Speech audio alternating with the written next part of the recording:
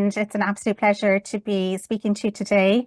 I'm representing Al-Haq, and just to give some context into the work of Al-Haq, Al-Haq was established in 1979 to monitor and document violations of human rights and international humanitarian law against the Palestinian people, regardless of the perpetrator. And we've been documenting and monitoring the situation on the ground across the West Bank, including East Jerusalem. And we also have a joint team in Gaza where we're working with also with Al-Mazan and PCHR. So since October the 7th, we've really been witnessing, like right across the West Bank, widespread and systematic pattern of attacks against the Palestinian civilian population. So we've seen various serious escalations in forcible transfers, in killings, in settler violence, mass arrests, and in military operations as well. So I'll discuss and just give a broad stroke background into some of what we're witnessing, and just to give some of the context as well today. So I'll explain a little bit about some of the incidents in the West Bank, and then give some context into what's going on in Masafer Yatta and firing zone 918, and conclude then with some recommendations. So I suppose, like, while we've been all focusing on the very grave and horrific death toll in Gaza, like over the last nearly 10 weeks, which is now since yesterday, 19,453 Palestinians killed, and another 52,286 Palestinians injured.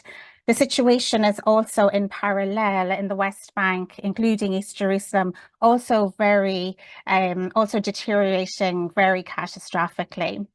So this year has been the deadliest for Palestinians in the West Bank, and it's the deadliest since 2005. So far this year altogether in the West Bank, there's been 491 Palestinians killed, and since October 7th, we've had 291 killed, including 70 children. So that's a very grave escalation in the West Bank as well. There's also been a massive sweep of arrests and arbitrary detentions. So there's over 3,000 Palestinians have been arrested, including the arrest and the 6-month arbitrary detention, administrative detention of Anas Abu Sarur, who's the director of the Owda Youth Centre. And he's one of many who've been detained and incarcerated without due process and trial. So since October the 7th, Israel has carried out also a number of military operations, and we've seen these military operations before, especially in Jenin over the last 2 years, and now again Jenin in the northern West Bank is the target of military operations by Israel. So we've seen on the 9th of November, Israeli undercover units carried out very serious raids. Again, they used armed bulldozers that we've seen before to rip up the streets, and they carried out drone strikes, killing 14 Palestinians and also including 4 children. Then again, a week later, on the 13th and 14th of November, with more attacks, this time on Tulkarm refugee camp, and 7 Palestinians were killed there. At this time, there was also Israeli forces prevented ambulances from reaching the scene. And again, only last week, a few days ago, we had more escalations and another military operation, this time over 60 hours, again on Jenin refugee camp. And there was 11 Palestinians killed, including 3 children, and another boy was killed who was prevented. It was a separate incident. He was seriously ill, and the ambulance was prevented from reaching him by the Israeli occupying forces. So there's very serious escalations on the ground, like right across the West Bank. There's also what we're witnessing are a number of forcible transfer measures as well. So the transfer or the removal of Palestinians from their homes, either through coercive environments, through settler violence, and also through punitive house demolitions and various attacks on property.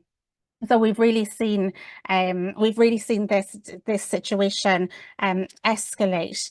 And in Gaza, in Gaza, we've seen the forcible transfer, for example, of 1.9 million people, and the transfer from the north to the south of the Gaza Strip, and potentially their forcible removal and deportation from the Gaza Strip to various countries. I know Egypt has been cited to take 1 million, Turkey has been cited to take another 500,000, Yemen and Iraq to take 250,000 each. So there's plans there to forcibly transfer and remove nearly the whole population of Gaza. And in the West Bank, we're seeing the same forcible transfer, but through different methods. So in the West Bank, we're seeing the forcible transfer of 1,257 Palestinians. They've already been forcibly transferred from 15 different villages right across the West Bank. And this has been all through the creation of coercive environments and from settler violence.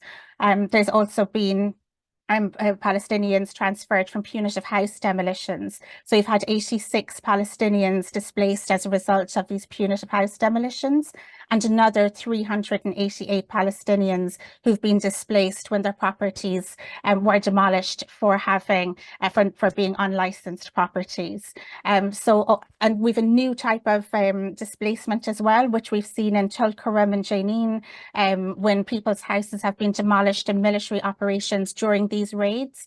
And we've had another 269 Palestinians displaced in this way through these types of demolitions. So altogether, just since the start of October, since October 7th, there's been 2,000 Palestinians displaced across the West Bank in these last 10 weeks.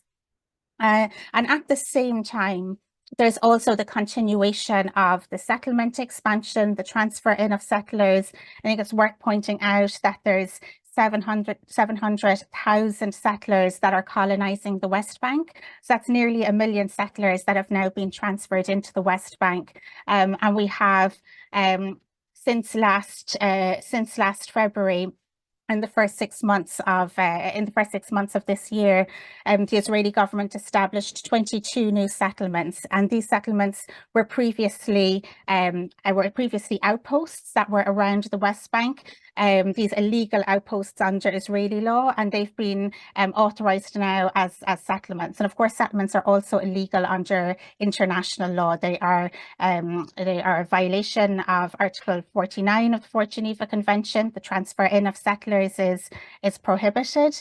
And also UN Security Council resolution has considered that settlements have no legal validity and are a flagrant violation of international law. But what we're seeing now is very rapid expansion, settlement expansion. So there's been 12,855 new settlement units which have been authorized over the last 6 months as well. So we're seeing a rapid forcible transfer of Palestinians from the territory, displaced within the territory, and potential removal even from the territory to other countries. And at the same time, this rapid settlement expansion as well.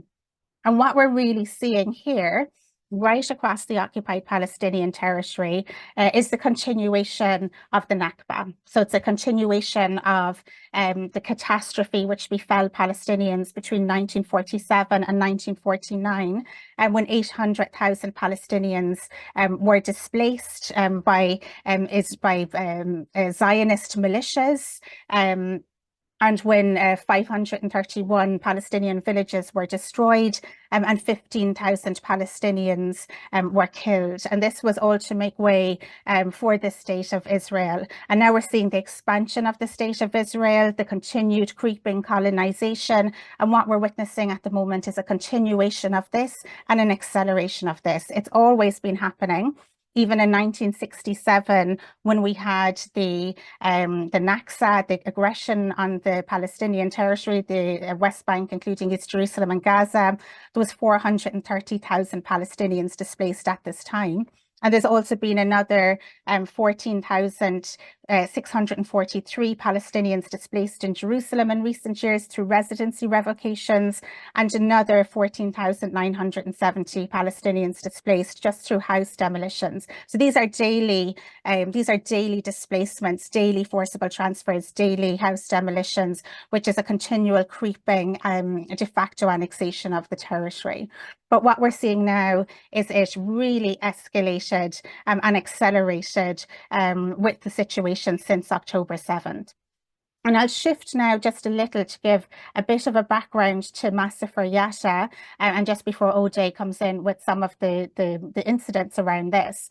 And just in relation to Masafer Yatta, which is a unique situation as well. We have Masafer Yatta located in the southern hills of the Hebron Governorate. And since 1977, Israel has declared a whole area of Masafer Yatta as a firing zone, so firing zone 918. And this is one of the methods that Israel uses to appropriate lands. There's various other methods, so it often will appropriate lands through declaring them as natural reserves, or as archaeological sites, and various other means. But through this time it's through a military training zone. And the Palestinian communities who've been living in Masafer Yatta have been living there since before 1948. They're pastoral communities, herders, they breed livestock, and that's their main kind of their main livelihood. Out of the 12 out of the 16 communities that are in this firing zone, there's approximately 1,700 Palestinians who are living there. And Israel has been issuing demolition orders to force the displacement of the Palestinians in the firing zone. And in 1999, it expelled 700 Palestinians from firing zone 918. There was a recent High Court ruling in the Israeli High Court of Justice back in 4th of May in 2022. Where the High Court was petitioned on the basis of these eviction orders and challenging these military orders and the expulsion of the villagers from their homes. And the Israeli High Court of Justice found that the military forces could transfer the residents from the area for the military training purposes. And of course, this decision has been widely condemned, including by UN special rapporteurs, who've said this is a war crime and a war crime of forcible transfer. So just to give that bit of background, since then, the community have been persecuted. There's been military checkpoints, denial of movement, houses have been demolished in the area, and there's more demolition orders for the structures as well. And just to note as well, one of the outposts, Abigail, that was authorized as a settlement, is one of the outposts that was around nearby the Masafer Yatta area as well. So since October 7th, not only in Masafer Yatta, but right across the West Bank, we're seeing these very serious spikes in settler violence and settler attacks. And it comes from, there's now a policy of creating these kind of voluntary armed squadrons. So these have been set up by Israel's Minister for National Security, and they've also been handed out rifles. So we know that there's about 33 of these squadrons that have been set up in Jerusalem, and they've also been set up in other areas. And what we're seeing is a very violent spike in settler attacks with armed settlers attacking Palestinians and Palestinian civilians. And this is happening right across the West Bank. There's about 7 documented settler attacks per day, with very violent settler attacks. And there have been a number of these instances in Hebron as well, which I'm sure Owda will discuss a bit more. But we've had just this last week, on the 13th of October, armed settlers who shot an unarmed Palestinian civilian, Zakaria Arda, who's 28 years old. And those were settlers that came from the Havat Ma'an settlement. Settlers also from that settlement stole water tanks and broke the windows of Palestinian vehicles. So we're really seeing right across the West Bank, right across Gaza, right across Jerusalem, this escalation in forcible transfer measures, this escalation and these spikes in settler violence. But the aim is all the same. The aim is to displace Palestinians, to force their transfer, to continue on the Nakba, to take more and more land. And at the same time, we are now in, especially with what is going on in Gaza, a very new and different environment. And it is worth pointing out as well that since October 7th, there's been 3 warnings that have gone out to the international community that the situation in Gaza in particular represents one of genocide. So now what we're looking at in terms of the crimes that are being carried out right across the occupied Palestinian territory, we've war crimes, crimes against humanity, and genocide that are now being carried out. And these very grave crimes are being carried out in the orchestration of this settler colonial project. So for this settler colonial project to be carried out, maintained, continued, we're seeing the crimes escalating in their gravity, and now we're witnessing also genocide. We have a number of recommendations in particular to third states and the international community, especially around settler violence. So we would ask that third states would issue an advisory to their dual citizens, so citizens who have a citizenship in, for example, Israel and maybe the UK, or Israelis, citizens who have a dual nationality with Irish citizenship, for example, and for states to warn them of their possible criminal liability for war crimes involving the displacement and various attacks, killings, murder of Palestinians, that they could potentially be prosecuted in that country of origin. We would also ask that states impose asset bans and travel bans and asset freezes on senior Israeli political figures, on Israeli military figures, and as well as on settlers who are engaged in these very grave crimes, very grave international crimes. We would call on third states to implement domestic legislation to prohibit trade and settlement goods and services. And we know that corporations are profiting off this continued colonization, and they're helping to facilitate and sustain the colonization. And we need states to prohibit that trade and no longer engage in trade in these enterprises. We would also ask for a two-way arms embargo for states to not procure military equipment from Israel and to not supply Israel with military equipment as well. And very finally, that there would be an addressing of the root causes of what we're seeing here. And the root causes are settler colonialism and apartheid, and these various crimes being carried out to maintain that ongoing colonization of the territory. And we can only really resolve this issue by going back to the root causes. So it is important for states to recognize that the situation is settler colonialism and apartheid, and then introduce measures to bring the settler colonization to an end and to address the right of full self-determination of the Palestinian people. And I'll pass you over to Owda, who will discuss a bit more about the situation in Masafer Yatta.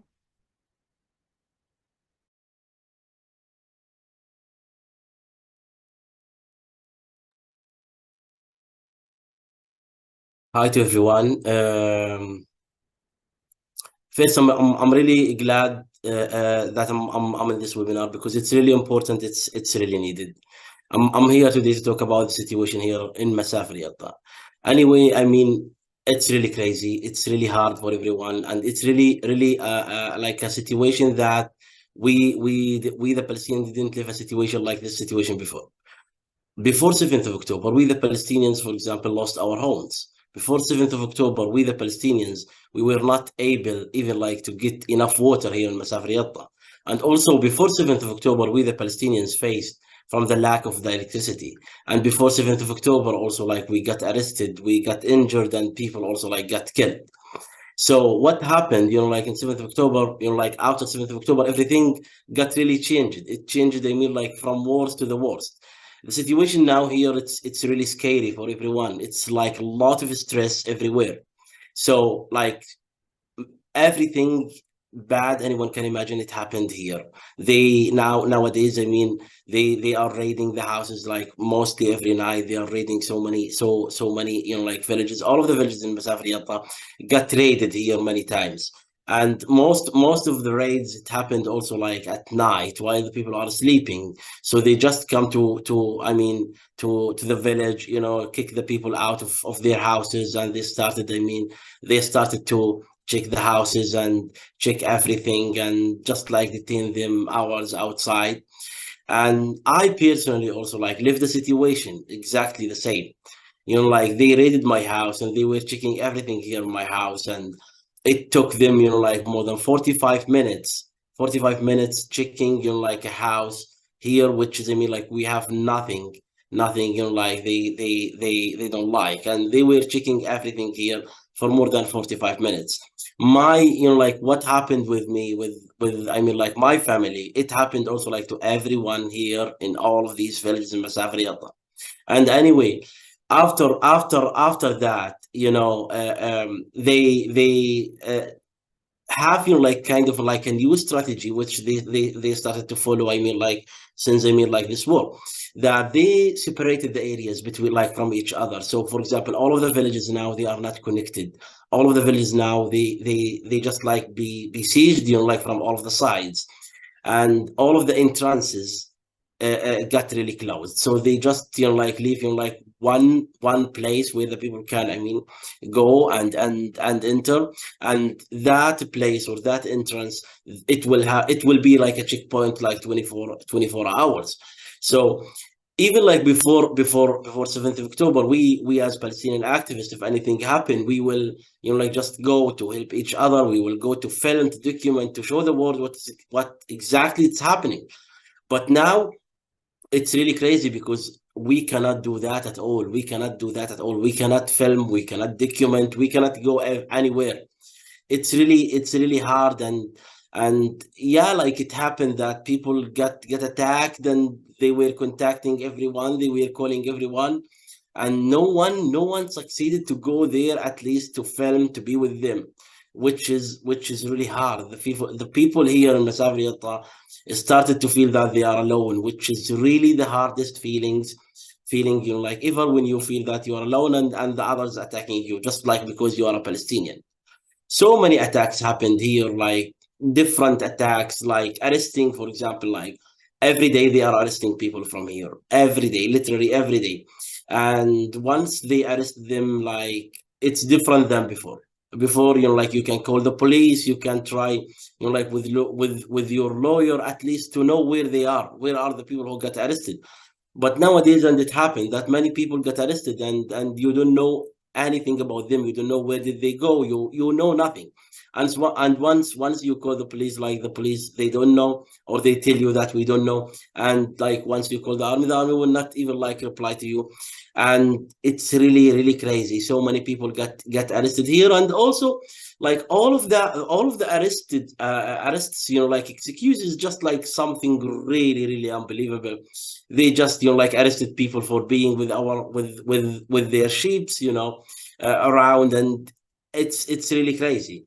And yeah, like after that, like the demolition process, for example, I mean, we the Palestinian faced the demolition many times, and every one of us lived a story with the demolition. But nowadays, it's really crazy because it's really, like continued, and it's really more than before. And you cannot do anything. They will come to you, they will destroy your house in front of your eyes while your family is looking, and you are not allowed to do anything. And if you will do anything, immediately they will, I mean, beat you, they will shoot. And like it happened that they shoot at people. So they will come to you, destroy everything, like related, even like to your house, and you will not do anything. And if you will ask, like why, they will tell you that you have to get a permit. And if you want to get a permit to build from where, like you will get the permit from the Israeli Civil Administration. And who is destroying our houses? The Israeli Civil Administration. So like the enemy is the judge. Another thing which I would like to talk about, which is really important. I mean, the Palestinians here in Masafer Yatta now, like the Israeli occupation, like have a new strategy that that they bring like settlers with their sheep and let them just like stay in the mountains, offer them everything they need, and they just be in the mountains. And these settlers are preventing all of the Palestinian farmers and shepherds from going everywhere. So most of the people here in Masafer Yatta, they depend on their incomes, for their like their animals, and I mean their agricultural fields. But now it's really crazy because they cannot, go out. So like they have to buy, like stuff for their animals, and even like their fields, which they planted, they cannot go there, which is really crazy. So they just brought someone who took our fields, which we have already, like planted before. So we are not allowed even like to go out. It's really crazy. You cannot go even outside to work. And yeah, like there's a lot of attacks everywhere. I mean, like for everything you do, they will attack you. And also, like here in the area, the financial situation is really crazy, because as I mentioned, like most of the people here get like their incomes for the animals, and also like the other people who are employees, they cannot even go, to their jobs, because there are like checkpoints everywhere. And at the checkpoints, it's really like crazy, because they just detain you. Sometimes they just like prevent you from passing. And yeah, and it happened that also like some people lost their jobs, like in other places, because they are not allowed to go. They are not allowed even like to go to their jobs. Also like the same with the workers, because in Masafer Yatta there are also like like some workers who work in other places. So these workers also now they cannot go everywhere. So literally now the areas or the villages of Masafer Yatta, all of them, they are getting zero incomes, which will be like really a big disaster, if this will continue. And like the last thing I'm gonna say, which is really important, and like I'm gonna say that thanks, like to everyone who wrote to us asking about the situation during this war. But don't believe us if we say that we are fine. We are not fine at all. We really are not fine. We are going through very bad circumstances, or perhaps like they are the worst since I was born. Fear, terror, like stress, and like anxiety, fatigue, the lack of sleep that no one can bear, very poor economic conditions, restrictions of movement, and like even its ban is final. And also like you cannot move even to buy the simplest things for your family, like food, medicine, like other stuff. And it's really crazy. There is no hope at all. It's like there is a gloomy atmosphere and a state of great sadness. There is no taste, like for food, for drink, or life, like as a whole. There is a stress everywhere. Our hearts, like tremble with any message or a phone call, because immediately, like we just like think about something, because all the time here anything can happen anytime. And we are suffering, and we are really suffering greatly. We are not okay. We are not okay. We are not okay. And we are asking everyone in all of the world to do their best, just like to stop this, because we got really tired. We are really broken. And we, since years, we are asking about our main rights, which became a dreams. We were asking about our water, our electricity, and also like I'm not gonna say a good house, no, just like a house which I will be sure that it will not be destroyed. But literally here in Masafer Yatta, we are sleeping in houses, but we have no guarantee if we will sleep in the same house again tomorrow. So we wish that we will get justice and we will get our dignity back, and we will sleep just like even one night with like while we are feeling safety. Thank you. Okay, sorry, that was quite emotional. Can we bring back Susan and Owda, please, for Q&A?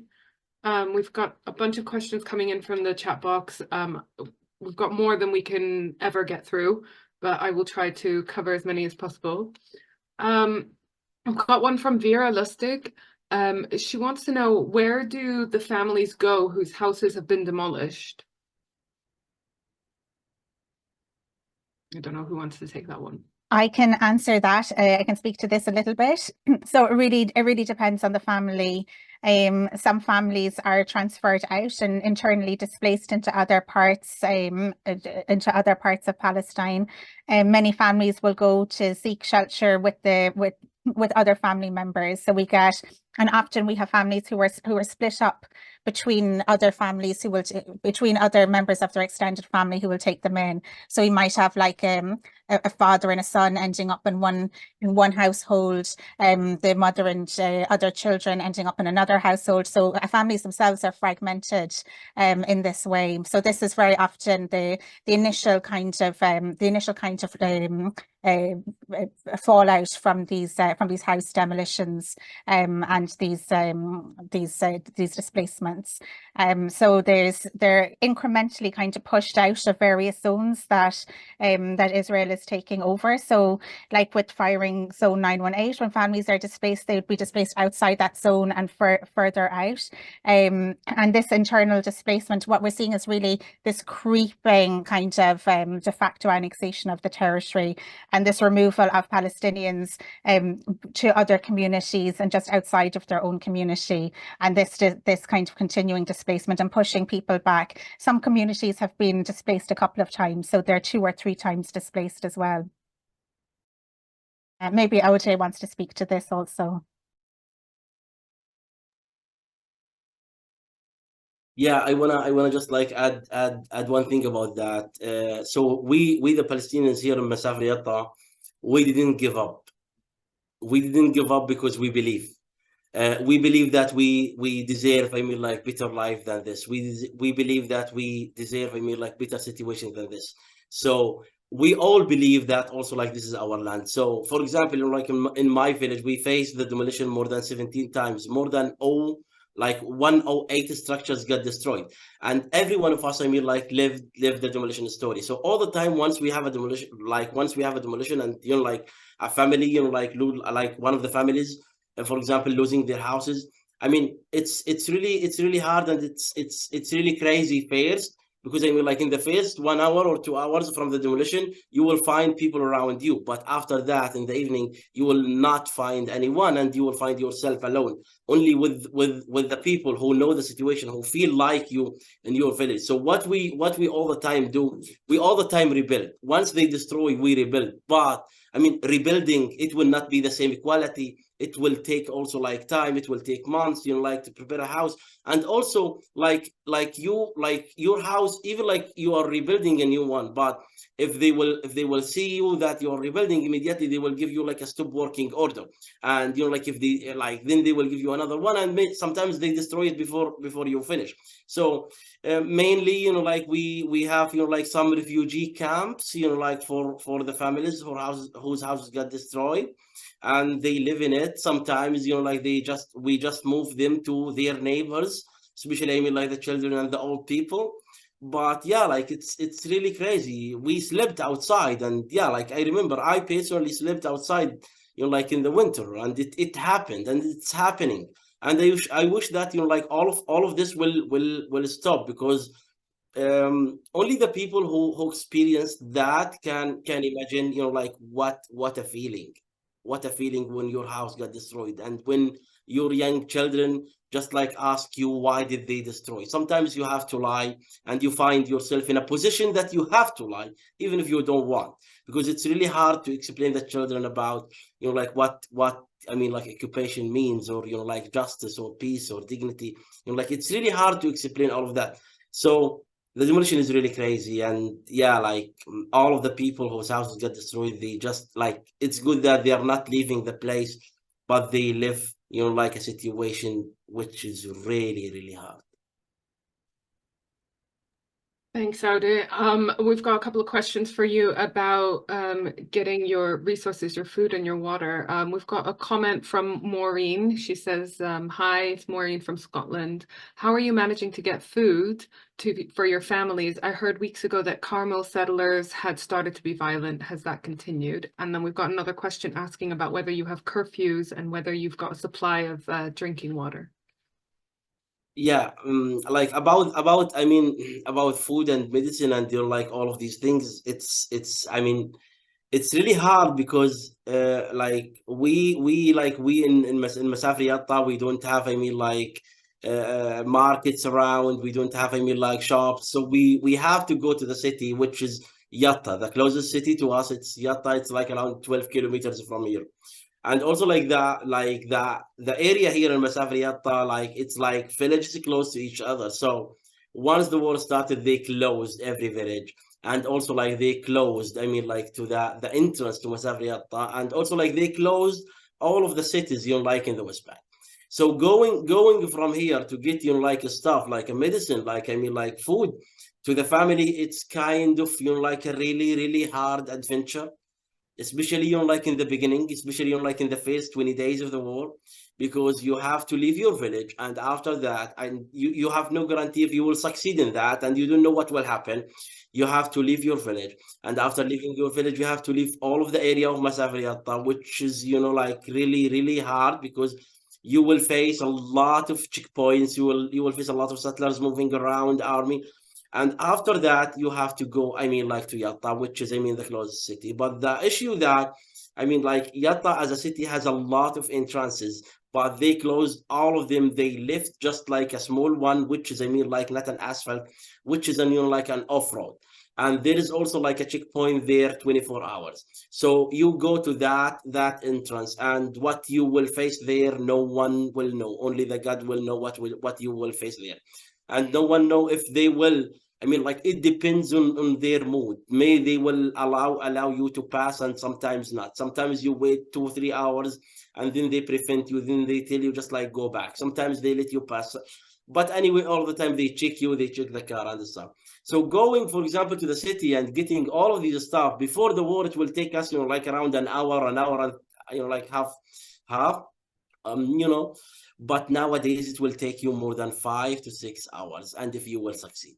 So what we are doing now, you know, we are not trying to go every day. We are trying, I mean, to go once or twice a week. And I mean, if someone will go, he will get, I mean, like stuff for everyone, I mean, like in this community.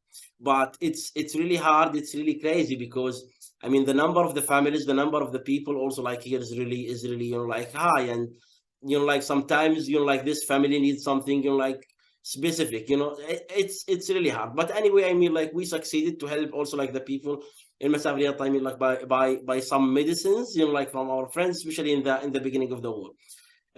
Yeah, it's still really hard for everyone, because you know, like you don't have any other option. You have to go, but you don't know what you will face.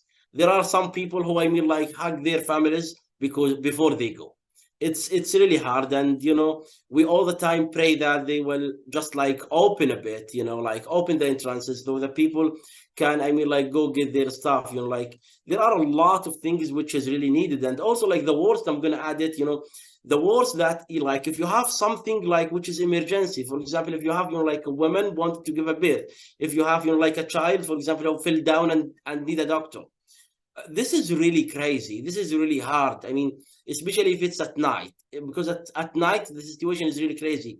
So you have to take a really high risk, I mean, to reach the hospital, and you don't know what will happen at all. It happened that they were shooting to people on the highway many times. So it's really hard. And if you will call even like the ambulance, like itself will take them, like also like a lot of time, not like before to arrive, because I mean like the roads here now, like all of them are closed, like more than 95% from the roads, and like the entrances here in Masafer Yatta, and like in the south in general, like south of Hebron, all of them are really closed. And it's really crazy because you don't know where you will go, you don't know like in which I mean like entrance, I mean you will enter. So it's really hard. It's still really hard, but it's a bit easier than the first, 2 weeks. Thank you so much for sharing that with us. I've got a couple of questions for Susan. Well, if you could expand on, sorry, how many settlers, if you know, have UK citizenship as well? And if you could talk a bit about the double citizenship and the risk of being persecuted in your other home country, because I know, David Cameron just said that if anyone was complicit in settler violence, that they would struggle to be welcomed back into the UK. So if you could talk a little bit more about that, thank you. Absolutely. In terms of the amount of settlers that have been transferred in this year, I don't have the numbers on that. But what we do know is that since 2012, there's been nearly 200,000 more settlers transferred into the West Bank. So it's possibly around, on average, about 18,000 settlers a year over the last 11 years. So it really is, the thing with the settlement, and I know that when it passed over the 500,000 mark, there was a push to make it another 500,000. So there's really a policy of increasing the settlers. In terms of the prosecution of settlers, states have obligations under the Rome Statute and their legislation that they have adopted, and as well with complementarity under the Rome Statute.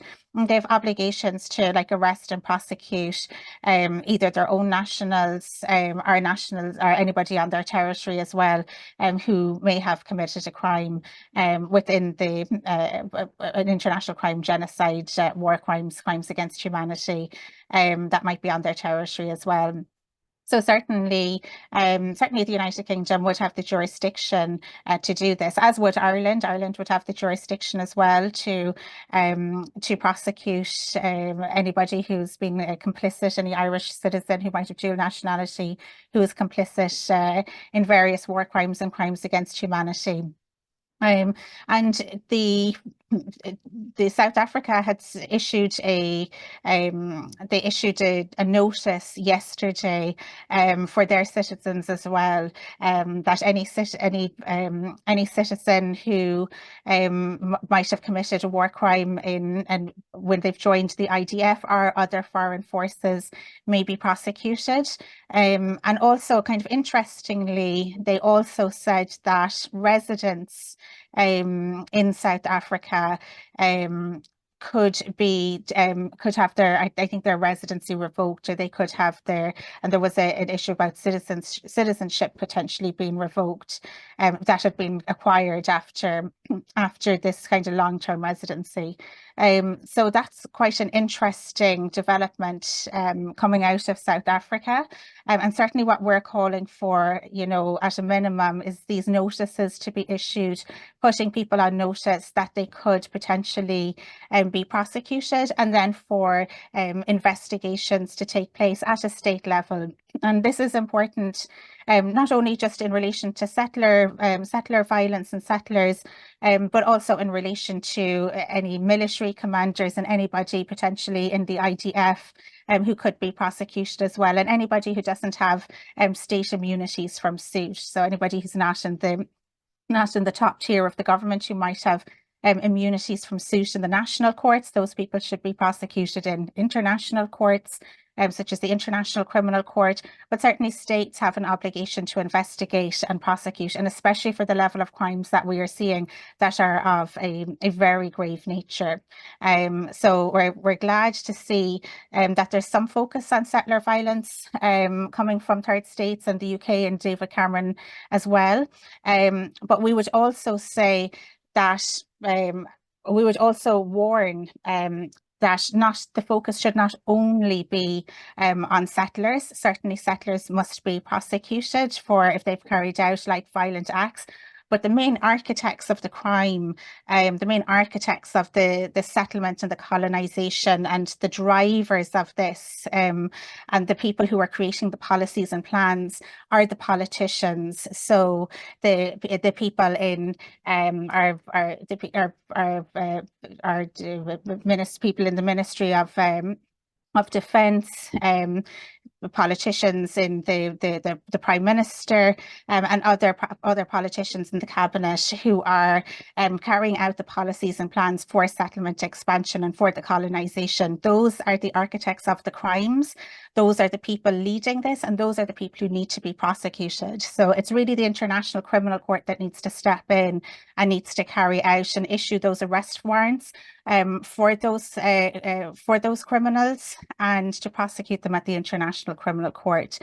So certainly, while we would welcome and definitely welcome the prosecution of settlers in domestic courts, not to take the eye off the ball, that we really need to be going after the architects of the crime as well. Thank you so much, Susan. More on the settlers, and the settler violence. We've had quite a few different questions about whether the settler violence is from a minority of settlers or whether that attitude is more widespread amongst the communities. And also a question from Christopher Seeger about what the PA does about settler violence. I can speak a little bit to this, and maybe Owda might want to supplement it with the experiences from Masafer Yatta as well. So I mean, there's just slightly under 700,000 settlers now across the occupied territory, and like not all the 700,000 settlers are violent extremist settlers, but there's fringe groups of settlers, and especially in these settlement outposts and in settlements like in and around Nablus and in certain areas that are very, very violent and are effectively operating in these kinds of militia groups, and are persecuting the communities. So it's those settlers who are carrying out like the violent acts. But of course, all the settlers are there illegally. So all those settlers are there on property that's been unlawfully appropriated, that's been taken from the Palestinian population.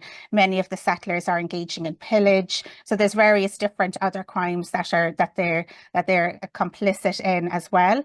But the settler violence is being carried out by kind of fringe extremists. But it's very much escalating right across the territory. But Owda might speak a little bit more to this about the experiences from the settlers in Masafer Yatta.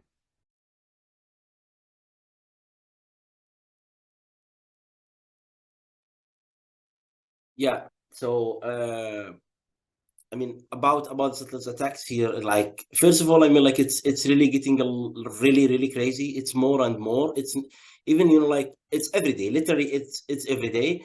And I mean, mostly, like, all of these attacks comes, like, from a new outposts. Like these, like, new outposts. There's a lot of new outposts. I mean, like, around, like, mostly every village here in the south.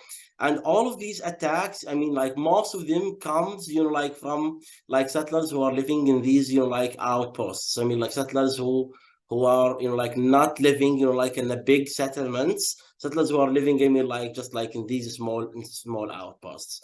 And also, like even like the settlers, like, who are living in, like, in the big settlements, like, which is, I mean, like, before, like, all of their attacks, it's kind of a bit, like, easier than the attacks from the new ones who are, I mean, like living in these you know, like outposts. But yeah, like it's really crazy, and it's really every day, literally every day. I mean, like every day they are just like moving by their cars and trying, I mean, like to just, you know, like find any Palestinians for more problems.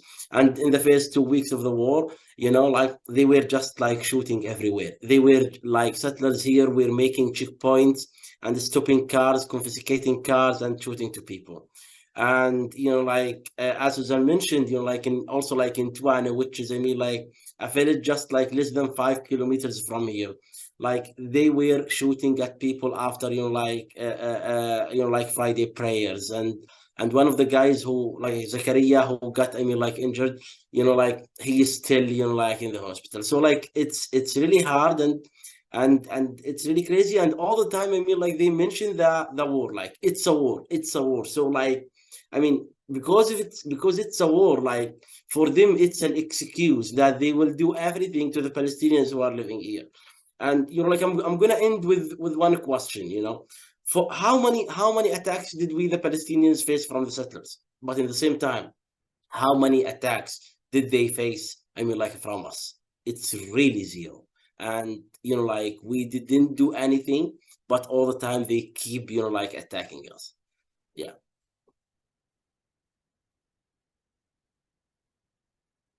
Sorry, I was on mute. Thank you so much for sharing that. Owda, we've got a question as well about when communities and households are displaced or their houses are demolished or confiscated, does the Israeli government or the military ever compensate the families or the communities for this land, either financially or with alternative housing or land? I mean, you know, like it's different. I mean, here, like they destroy your house. I mean, people get homeless and then they leave. They don't care like about you. They don't care about your family, about your babies, about your old people. They don't care about anything. And you know, like for example, you know, like they didn't offer the people here any place to go to. They didn't offer the people here, you know, like for example, any kind of help or money. They don't care about the Palestinians. We, the Palestinians here in Masafer Yatta, we got stuck in the middle of nowhere. I mean, the Israeli occupation looked to us as a terrorist, even like we didn't do any attack. I mean, like since, you know, like the time which we came here, you know, like as a refugee people who got transferred also like from our land. So no, they don't care about us at all. They just like anyway, more than 80% of the demolition process happened in the winter. So like they choose the hardest time even to, I mean, like cause you more troubles. So in the winter, early morning, most of the demolition process happened. Early morning, they enter, I mean, your place, your village. You don't know, I mean, which family will be homeless. You don't know which house will be destroyed. You know nothing about that. And you are not allowed even like to say, you are not allowed even like to ask. And they just come to your house. They kick everyone's out of the house and they start destroy it. They don't care about they don't care after where you will go, how you will, I mean, try to survive. They don't care about anything about like after that. And you know, like as I mentioned, for them, you know, like we kind of we are enemies or we are a terrorist. Even, I mean, like we are the simplest people ever in the world because we are just like asking about our main rights. So they really don't care, and they didn't offer the people any way, I mean, like to help them, unfortunately. And they all the time say, like as I mentioned, you know, like in the beginning, if you want to build your house, get a permit. But how come I'm going to get a permit from the Israeli Civil Administration while the Israeli Civil Administration themselves gave the decision, I mean, like to the army, I mean, like to destroy my house? It's really crazy. Thank you so much. I'm going to end with a sort of a final batch of questions to the both of you before we bring on our other speakers just to talk for a couple of minutes. But first of all, I want to say that any words of support for Owda and his community and his family, please pop them in the chat box because I will be sharing it with him because we've had a lot of people basically asking what they can do either to make people in the West Bank feel less alone, because you were saying that that was one of the most one of the very difficult things to deal with, and what action points our listeners can take away. What can we do here in the UK or overseas to help practically or emotionally, morally, in any way? So I'll hand that over to both of you. If you can help guide us with that, that'd be great. Yeah, I mean, I think when looking at various action points, and looking at the cause, you know, and various elements that are expanding the settlements. Now, not necessarily so much in Masafer Yatta, which is a military firing zone, but in other areas, like we have industrial settlements and international companies who are really like profiting off the removal of Palestinians from their land, and this kind of violence that's been meted out onto Palestinian communities who are going about their ordinary everyday business. And these companies are based, you know, like all over Europe, and they're like many international companies. And we also have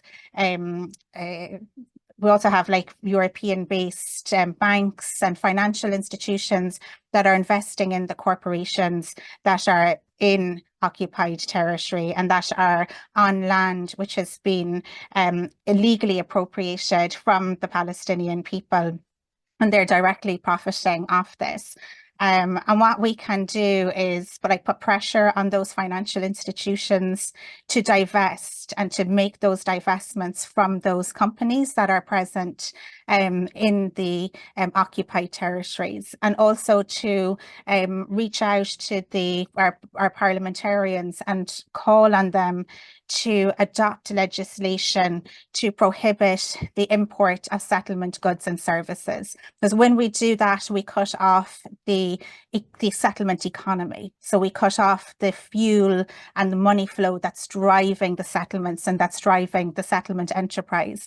Because without the industrial settlements, and we're talking huge industrial settlements. So when we're talking about settlements, I mean, in Masafer Yatta, there's smaller settlements, but many of the settlements are city settlements, and many of the city settlements are accompanied by like very like next door to them, we'll have massive industrial settlements sustaining the life flow of the settlers. So if we cut off this settlement economy, we can cut off these incentivizations for the settlers to be there in the first place. So that's a huge thing, and that's, I think, really important, and that's something that can be done at a national level, alongside prosecuting and holding these entities accountable, both businesses, to hold businesses accountable and corporations accountable, and also to hold individuals accountable domestically.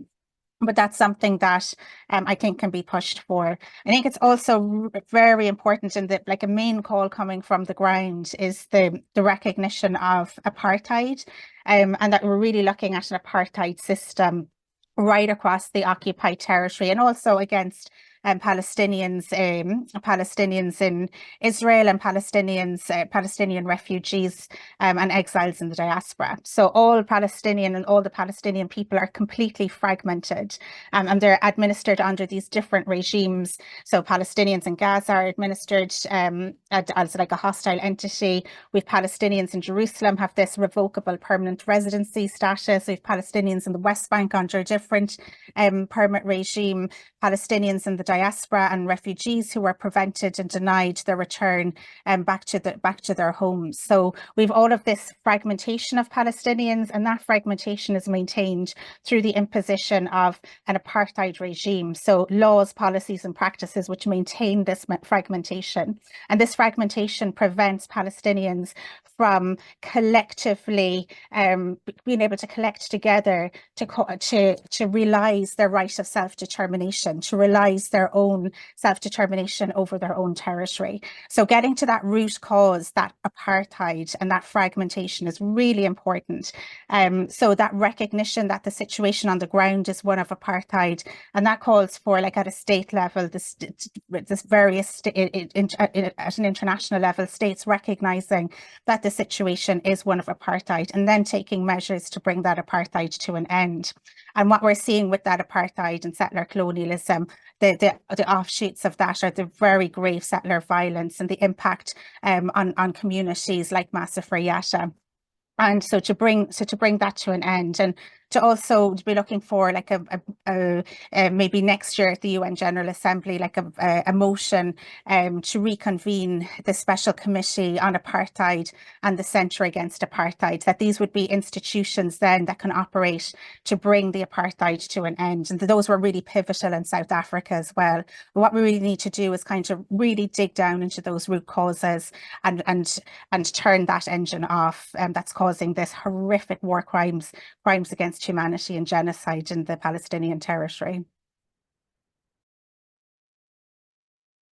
Thank you. Owda, do you want to come in and say something about what we and outside of the West Bank can do to assist, support? Yeah, I'm gonna just say it shortly.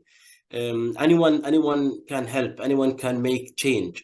I mean, we the Palestinians, we need the world first, to know what's exactly happening, because I mean the media is fake. We need the world to know exactly the facts. I mean the reality of the occupation here. So, even sharing a post about what's happening here, it's really helping. Hearing the Palestinians while they are talking about, their situation, also it's really helping. And also there's a lot of campaigns, and also campaigns to help the Palestinians, sometimes funds and other issues, to help, for example, families whose houses got destroyed, to help, for example, people who got arrested, so it's important that if you can also help in these campaigns. And also the last thing which I'm going to say, yeah, we need and we want everyone to push as much as we can. I mean, to force the authorities to stop this, because this is really unbelievable. So just protest everywhere, and just telling the world about what's happening here, in Palestine, in Gaza, in the West Bank, everywhere. Let the world know the reality. Share our stories, and just tell everyone about the reality here. And yeah, we wish that that the world will stand and will say loudly that all of this has to stop. Thank you so much. Everyone keep on posting comments of support in the chat box, because it's really heartening. I'm really sorry that we didn't get through all the questions. There was just so many. Susan and Owda, can you stay with us for a moment? And while I just say that we are going to be bringing in Eamon Meehan, who's the chair of Sadaka, the Ireland Palestine Alliance. He will be saying a few words. So over to you, Eamon. Thanks very much, Diana, and thanks to Owda and Susan for that really powerful evidence and insight. While for recent months we've all been focused very much on what's happening in Gaza, clearly the settler colonial enterprise in the West Bank has gone into overdrive, and it is incredibly violent and destructive for Palestinians. There was a question in the chat asking about whether it is possible to influence the millions of Irish Americans, to bring some influence to bear on the Biden administration and perhaps the Democratic Party in the US. So I just thought I'd briefly say that we as Sadaka and many other organizations here have written to the US ambassador and directly to Joe Biden. Most recently, we in Sadaka got over 100 Irish musicians and artists to sign a letter to Biden. 25 civil society organizations have also done the same. There are about 35 million people in the US who claim Irish ancestry. The problem is that they no longer are a homogenous group, and they certainly don't think any longer, if they ever did, in the way that people on the island of Ireland think about Palestine and the settler colonial enterprise. So it is very difficult to influence them. The issue is further made complicated by the fact that Irish Americans in Congress, in the House of Representatives and the Senate, are typical of senators and Congress people across the board. And in fact, many of those who were involved in the peace process in Ireland and who still are actively engaged with Ireland, in particular with the North, are also supporters of Zionism.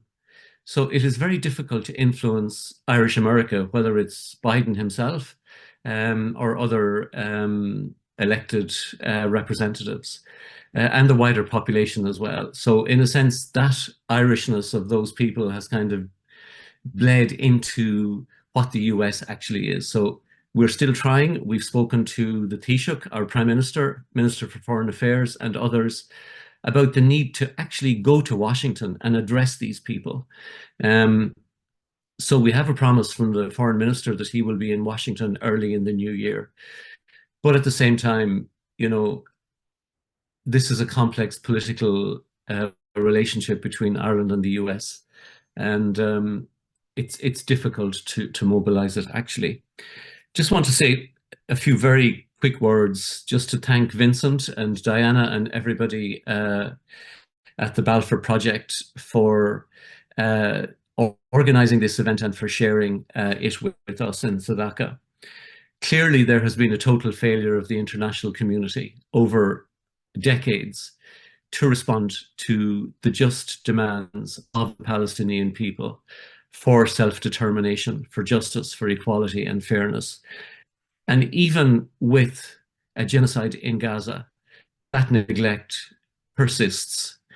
And when we see, for instance, on a constant basis, the stream of senior US officials going to Israel, Biden himself, the Secretary of State, the Defense Secretary, the National Security Advisor, all of them side by side with Netanyahu, and saying, even as late as yesterday, we will continue to send you as many missiles, as many bombs, as many weapons as you need to continue this war. You really see how far we have to go. So in some ways, it could lead us to despair. But on the balance of that, we have millions of people around the world demonstrating on behalf of Palestine. And I think that ultimately is the way that we can show that this is not a fight or a struggle that is lost. It is very much in the melting pot, and it is very much a struggle that can be won. Israel has never paid a price for its crimes. I think Palestinians struggle with this on a daily basis. I think we, who are involved in advocacy and campaigning on behalf of Palestine and Palestinians, have a responsibility to make sure that we redouble our efforts now. And certainly here in Ireland, we in Sadaka and other civil society organizations, we are redoubling our efforts with our own government and within the European Union to try to make sure that this is a defining moment in Palestine, and that ultimately it brings about a just, a fair, and a solution for Palestinians that provides them with the self-determination which they have sought for many decades. So thank you very much. Thank you so much, Eamon. I would like to now bring Lara back, Lara Bird-Leakey, who, like I said, is one of our former fellows at the Balfour Project and now helps work on the fellows program with us, helps coordinate it, and also is a senior foreign affairs researcher with the SNP in Westminster. So incredibly proud of her. And I will hand over to you to say a few words. Thank you, Dee. That's great. I'm going to speak very briefly to you all about the Balfour Project Fellowship Programme and what we are currently doing to raise the experiences of Palestinians facing settler violence in the West Bank to the attention of the British public and to our politicians. So for anybody who's unaware of the fellowship programme that runs within the Balfour Project, we take a new group of postgraduates and recent graduates every year and encourage and coordinate them while they establish an advocacy or a research project which relates to Palestine and Israel. And for the past 3 years, we have had projects that specifically talk about Masafer Yatta and ongoing violence in the West Bank.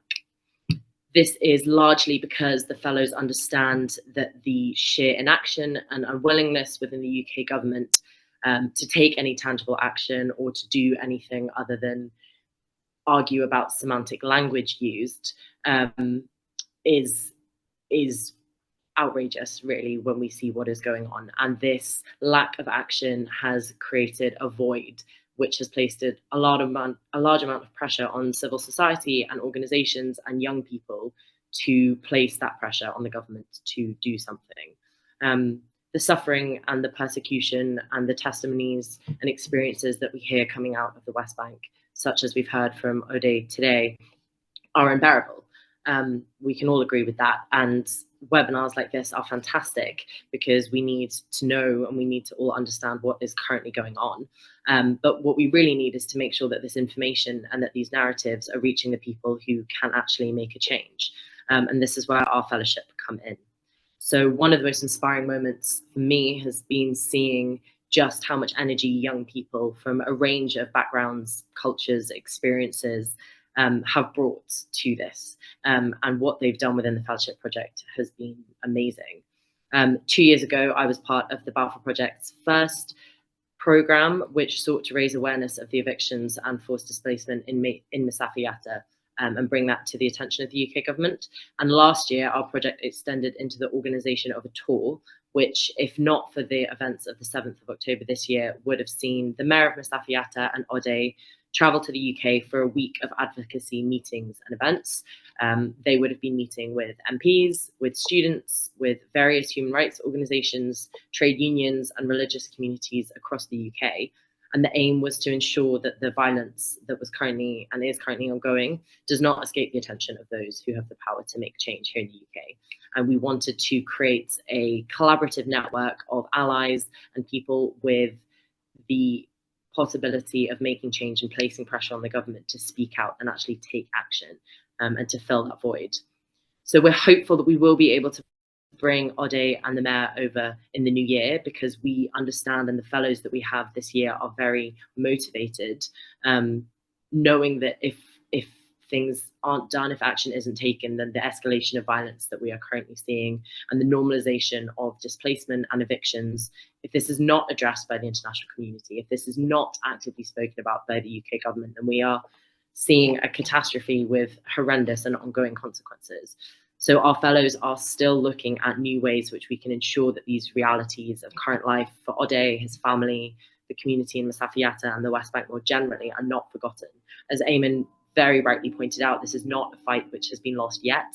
This is the time to redouble our efforts, and this is what the fellowship is doing so well and with so much energy. So the commitment to ensuring that what is going on in the West Bank is very much at the forefront of the fellows' minds, and is a serious commitment for the fellows in this new year of fellowship programs. It will be something that the Balfour Project works continuously on, and if we are able to bring Owda and the Mayor to the UK in the new year, then everyone here can follow along the Balfour Project to see when and where we have events across the UK, and to get updates as to those events, so that we can continue this incredibly important conversation. And I just want to pass over to you all the work that I'm seeing the fellows put in to make sure that this isn't a forgotten conversation is really inspiring. So I'm very proud of the work they do, and hopefully we're able to see some change here in the UK. So that's all from me. I'll pass over to you, Dina or Vincent. Back to me to, before I introduce Vincent, I just want to say that I've posted the Sadaka link in the chat box, and I'm also posting our links because we would greatly appreciate if you would consider donations, because we do these webinars for free so that they can be spread far and wide. The recording will be posted on our website by tonight. So if there's anyone that you think might be interested in this, your MP, friends, contacts, whatever, please do share this webinar, any of our past webinars. They're all in past events with anyone that you think might be interested. But we try to keep them free for the most part so that they can be shared as far and wide as possible. But we do appreciate donations, so do consider that. If you want to become a friend of the Balfour Project, that means signing up for any amount annually or monthly. In terms of regular giving, and then you become a friend of the Balfour Project, which enables you to have discounted tickets or free tickets to some of our paid events, as well as access to our friends meetings, which we hold roughly quarterly. The next one will be in January, where you get to have a Zoom meeting with some of our key Balfour Project representatives.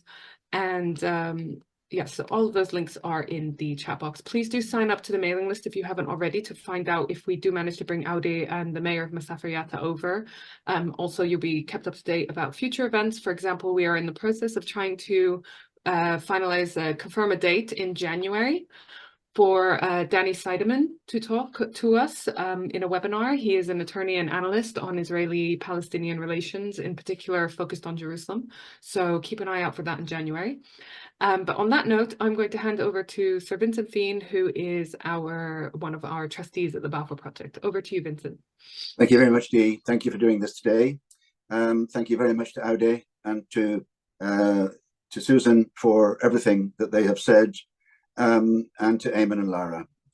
I greatly welcome this very practical cooperation between Ireland and the United Kingdom at NGO charity level.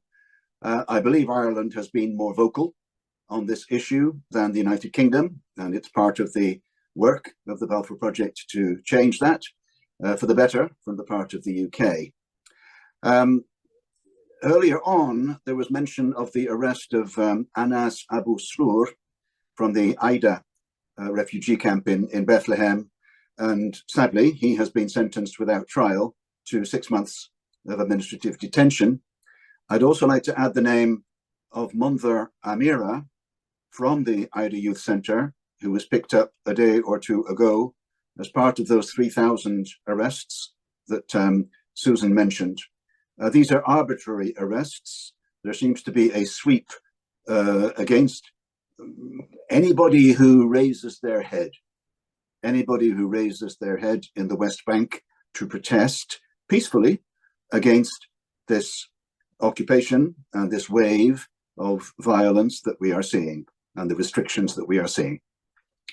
On settlements, the Balfour Project, among other organisations, is in favour of a ban on settlement trade, which Susan mentioned as one aspect, one way in which states can affect the settlement economy, the illegal settlement economy. There is another area in the United Kingdom where the Balfour Project is active. One of our ministers, Conservative ministers, Michael Gove, has brought forward a bill called the Economic Activities of Public Bodies Overseas Matters Bill. Now, that is a bill which seeks to ban boycott, divestment and sanctions by local authorities and universities in the United Kingdom. And specifically, it brings into one box the settlements and the State of Israel itself. That is against international law, that particular aspect of that bill. The Balfour Project determinedly opposes that bill. We have produced a memorandum about it, which we will recirculate, and evidence given by our chair, Andrew Whitley, to the bill committee to say, drop this bill. The government is proceeding with it. It goes to what's called third reading in the House of Commons on the 10th of January, and will then go to the House of Lords, where it needs to be opposed.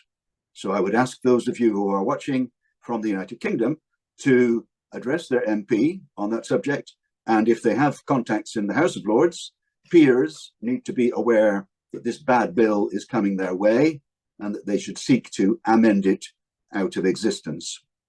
I'll end by saying that what is happening in Gaza today, the humanitarian disaster, the displacement of 1.9 million people, the risk of displacement out of Gaza entirely, is a call to action by the international community. It's a call to action by the Irish government, by the British government, and the oppositions to say enough is enough. This must not be allowed to happen.